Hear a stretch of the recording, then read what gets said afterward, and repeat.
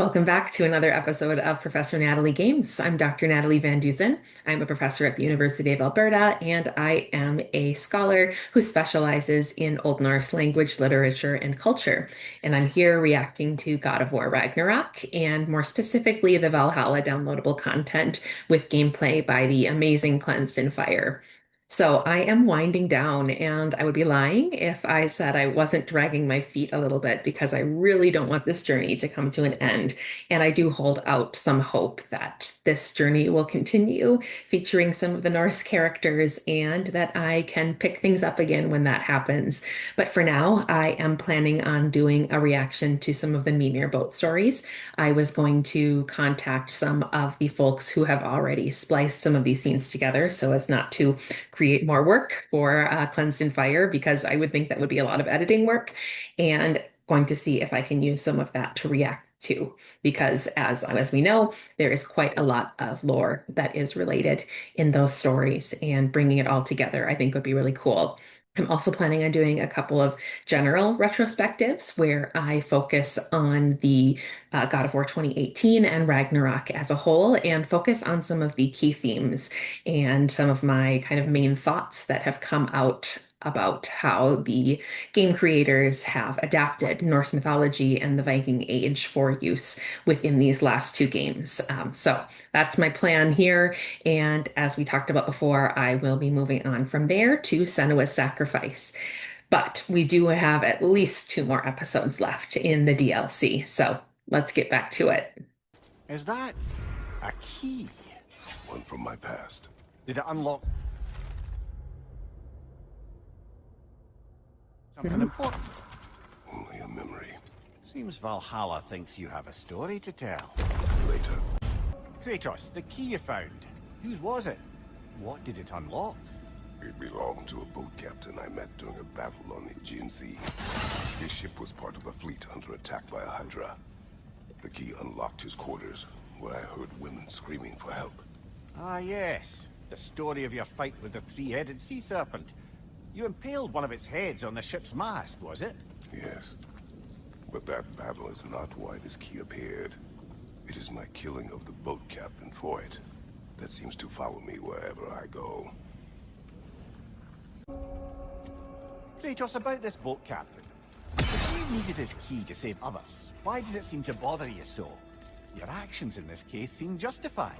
The captain was swallowed by the Hydra before I was able to kill it. When I entered its maw to retrieve the key, the captain had somehow survived, dangling over a fall that would surely kill him. I saw the terror in his eyes as he fought to hold on, and then relief when he believed I would save him. Instead, I took the key and dropped him to his death. And it was all for nothing. The women were dead by the time I reached them. Brother, you've told me many times of mortals you killed when in the god's service. What is it about this boat captain? It would have cost me nothing to show him mercy.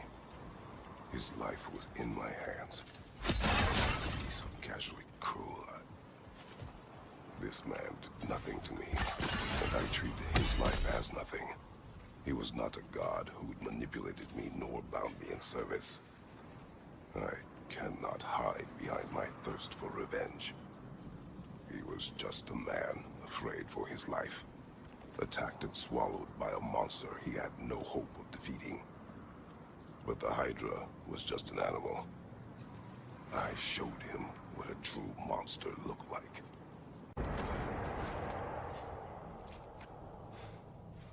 A flute? Oh, will you play a song, brother?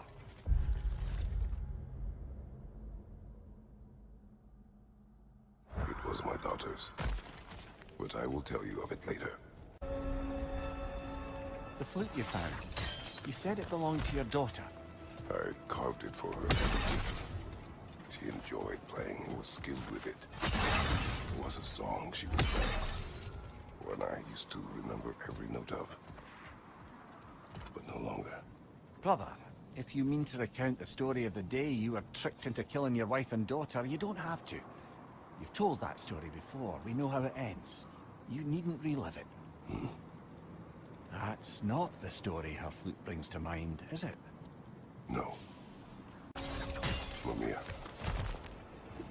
family died was not the last time I saw Calliope. I had journeyed to the underworld to rescue Helios. When I arrived, I heard Calliope's song on the wind and found her defeat Elysium. It had been long since I felt such joy. But it was another trick of the gods. It wasn't her. Worse. It was.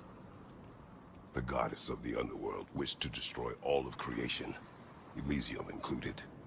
She knew that for me to stand against her meant leaving Calliope behind forever. So, I pushed my daughter away again, all while she cried and begged me not to. Brother, the choice you were given? Stay in Elysium with your daughter only to perish? Sounds like no choice at all. Of course it was a choice. One I wished many times I'd made differently. How so? When I left Greece, Calliope was never far from my mind. I do not know how much time we would have had together in Elysium, but I would have traded the decades that followed for mere hours with her. It took meeting Faye for that feeling to go away, along with Calliope's song. But I do still think of her in Elysium, and hope she found peace.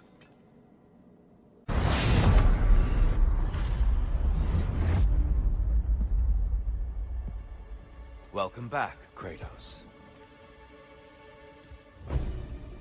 I have another cherished weapon from my travels to show you.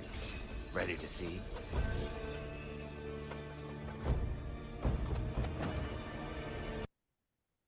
I'm just noticing it probably was there in the other ones, and I just was not particularly observant. The wrapping around his wrist, which I assume has to do with him being the one-handed god and having lost his hand when Fenrir bit it off. I know all of that has been resolved in terms of how he, is whole again. But I'm assuming that that is a purposeful detail. My mind's a little bit muddled right now, so I may have missed this, and it was explained. Arms up! Tell me, Kratos, truly, how did it feel to plunge your homeland into darkness? I did not intend the land to suffer, but I was indifferent, consumed only by rage and retribution. That is not what I asked. How did it feel, in that moment, your soul given over to darkness, bringing a darkness over everything you could see? It felt true. Darkness come! Your curse! Brother, find the light!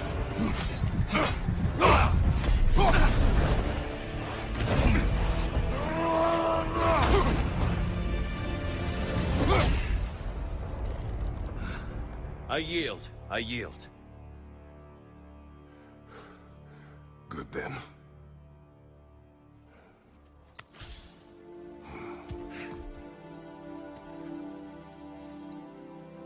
I don't think you were indifferent, Kratos. I think you were hurt. Deeply hurt. And you handled it unskillfully. Wait, is that you restoring the sun? You took Helios's chariot and put the sun back in the sky, but sacrificed yourself in the process. Yes.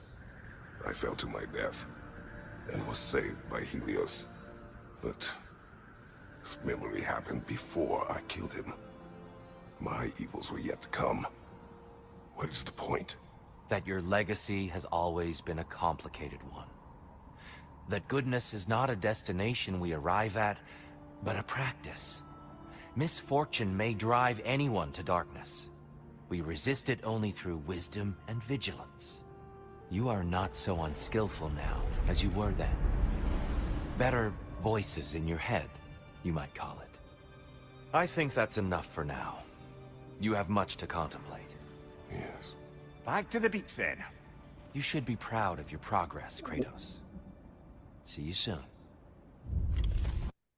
Okay, so a lot of you said this in the comments, and I can't stop thinking about this, is Tyr as the god of therapy. And I think that that's really fitting. It's kind of this interesting mix of exposure therapy, because he is literally being thrown in his past and forced to confront it.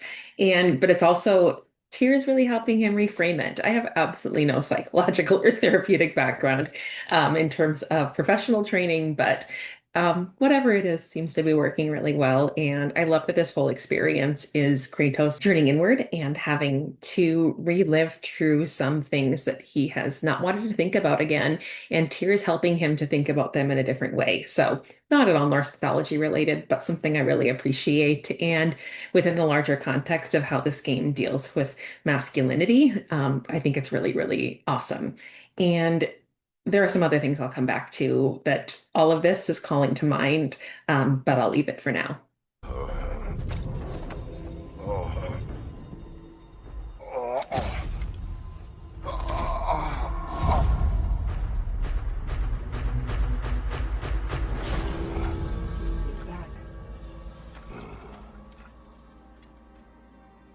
It seems like you're making progress, whatever you're doing in there. Perhaps. Listen, I know I made you feel like we expected more of you than you could give. And I just want you to know, I'm not asking you to change how you are or who you are. We had to break the old world to build a new one. Picking up the pieces and putting them together stronger. It's a rare opportunity. You made a difference here. In some circles, a symbol of change. On many days, just knowing that you're a part of the Council is enough. And other days? You've earned a voice. How you use it is up to you. That's literally Ragnarok, by the way. Everything having to break down and be destroyed in order to be rebuilt again. That's literally what happens in Ragnarok.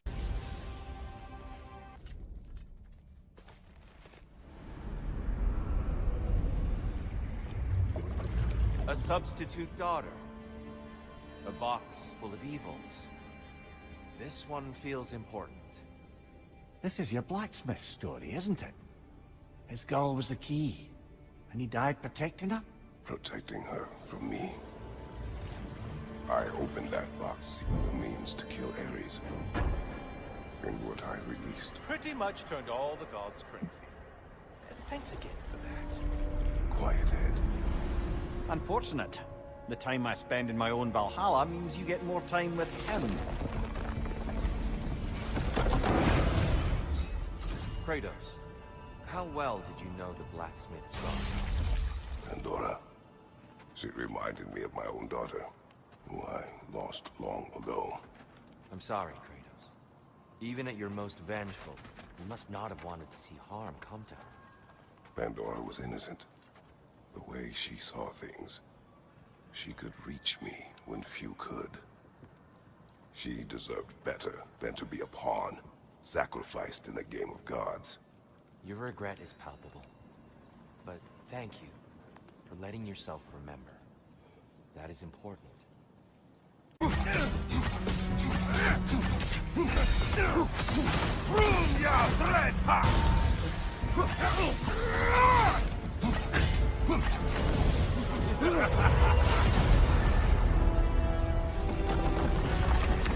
get your bargain, and so has Valhalla.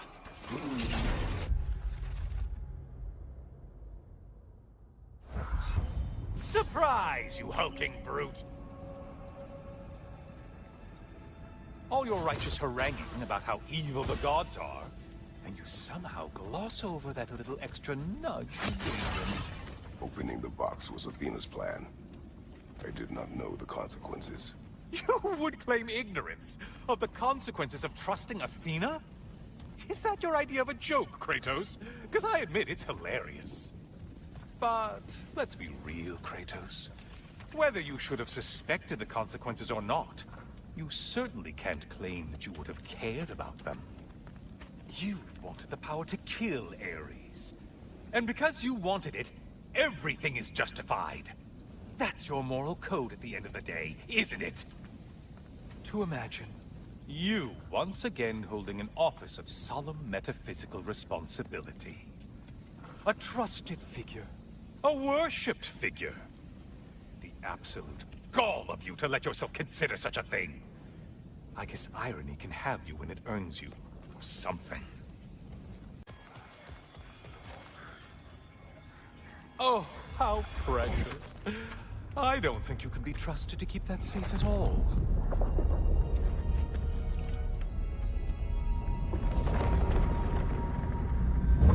Pretty sure he agrees with me.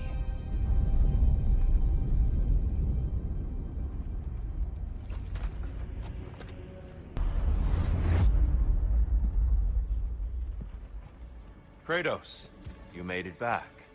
Good. I have one last weapon to show you.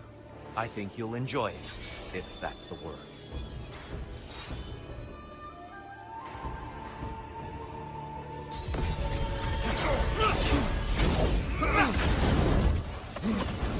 Huxon!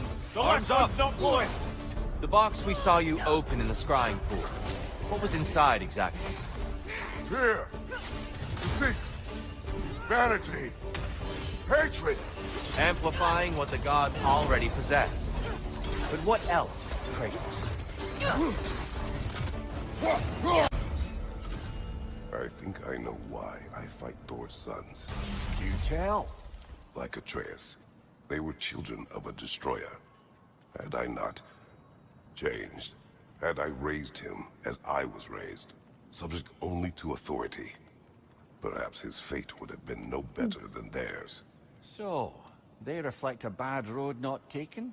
A fate avoided? Perhaps. I also feel pity. Failed by their father, sent to die by their uncle, and belittled in death by their grandfather.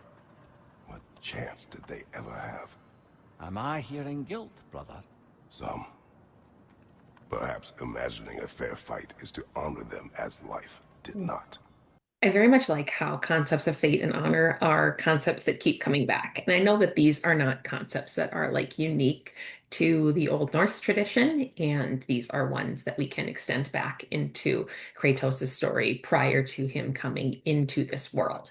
But they're ones that are so fundamental to the world of Old Norse mythology. So to see this idea of honor and him really grappling with the idea of honor, whether something was an honorable killing or not, or whether a fate could or could not be changed, I think is really meaningful within the context of how important these concepts were and really how fundamental they were within the world of Old Norse mythology and the sagas and Viking Age and medieval Scandinavia. So those are a couple things that I do plan on reflecting more on, I think, in greater detail when I do my larger retrospective. So I won't say too much more about that because I do have some larger thoughts about both how the franchise incorporates fate and honor in terms of how it relates to these concepts in the Old Norse worldview. So, one other thing I wanted to talk about was how much I was reminded of a really famous character from the sagas, whose name is Egil Skallagrimsson, who is the protagonist of Egil's Saga. So, Egil's Saga is a saga of a really interesting character. He is a character who is not your typical hero of a saga. And in fact, in many ways, he is kind of a menace, and he is a figure who is really complex. He is a figure who is very sort of introspective. He is a brutish warrior, but he's also a loving father, and he's also a poet. And there are some scenes in his saga which show him with this kind of one extreme or the other. On the one extreme, you have him killing people. But on the other extreme, you have him mourning the loss of loved ones. And some of his most beautiful poetry comes about as he is mourning the loss of some of the people that are closest to him. And one of these poems has to do with the loss of his sons. It's called Sonatorek, and it's a skaldic poem, and skaldic poetry was a type of poetry that I've talked about before because it really is the reason that Snorri wrote the Prose Edda entirely, or at least ostensibly. It's why he tells us he is writing it down is so he can explain how certain phrases and wording is used within poetry, because that wording and ways of referring to of things is dependent upon the mythology. Anyway, Egil was from the time of his youth a very skilled poet, and he is this brutish warrior in most of the saga, but then he turns inwards, and in poetry, you see him really express his innermost emotions. And what we just saw here with Kratos thinking back to the death of his daughter and to what happened to Pandora was reminding me a lot of Egil. And Egil, I don't know if he is, he's not exactly Kratos, and Kratos is not exactly Egil, but I think that they share a lot of characteristics in terms of being, seemingly one way, but really also something a lot deeper. And in many ways, how poetry reveals Egil's innermost feelings, his sadness, his sorrow, his joy. We see here Valhalla doing that for Kratos. And I also really liked what he was talking about with Thor. And I think that Thor shows up as a really interesting foil for Kratos. And I really liked and appreciated that reflection on Magni and how Magni became who he was within the context of this game because of the inability of Thor to change, or his inability to change until it was too late, on top of, his uncle and his grandfather and various other things as well, and how Atreus's fate may have been the same had Kratos not taken the path that he did. And again, of course, we can talk about whether or not all of this was fated to begin with, or whether fate is changeable. That's something that this game plays with a lot.